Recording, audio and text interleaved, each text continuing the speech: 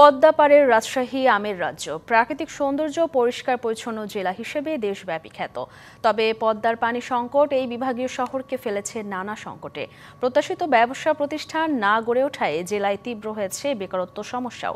সংকটগুলো সমাধানে কাজ করার সর্বাত্মক চেষ্টা চলছে বলে আশ্বস্ত করেছেন জেলা প্রশাসন।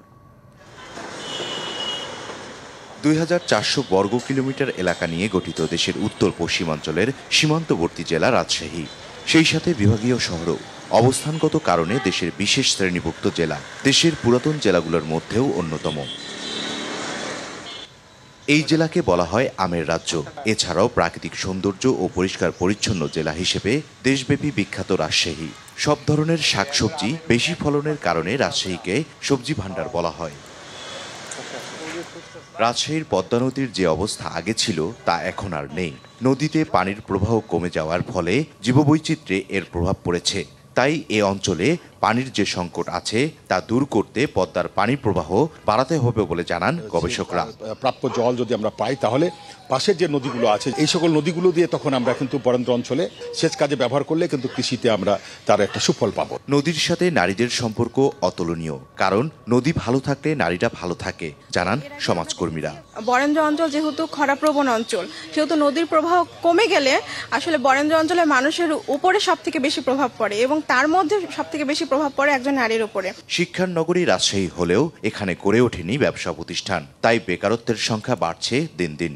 আমাদেরকে ইনাফ পরিমাণে কর্মসংস্থান বা কর্মস্থল না থাকার কারণে আমাদেরকে শিফটিং করতে হয়। আমাদেরকে ঢাকা, চট্টগ্রাম অথবা দেশের বাইরে স্থানান্তরিত হতে হয়। খরাপ্রবণ এই এলাকায় মাছ চাষের ফলে সম্ভাবনার নতুন দ্বার খুলেছে। তবে পদ্মার প্রবাহের কারণে হারিয়ে যাচ্ছে জীববৈচিত্র্য বলে মন্তব্য করছেন বিশেষজ্ঞরা।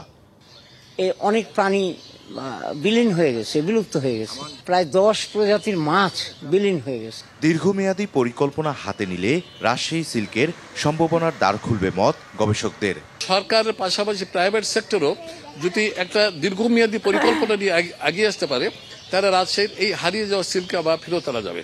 সংকটগুলো সমাধানে কাজ করে যাওয়া হচ্ছে বলে জানায় জেলা প্রশাসন। তো আমরা চেষ্টা করছি যে আমাদের নদীগুলোর নাব্যতা ফিরিয়ে আনার জন্য আমরা সরকারের ঊর্ধ্বতন কর্তৃপক্ষ বরাবর আমরা এই বিষয়ে তাদের দৃষ্টি আকর্ষণ করেছি। আপনারা জানেন ইতিমধ্যে আমাদের রানী নদীর নাব্যতা ফিরিয়ে আনার জন্য যে প্রজেক্টটি ছিল সেটি বাস্তবায়িত হয়েছে।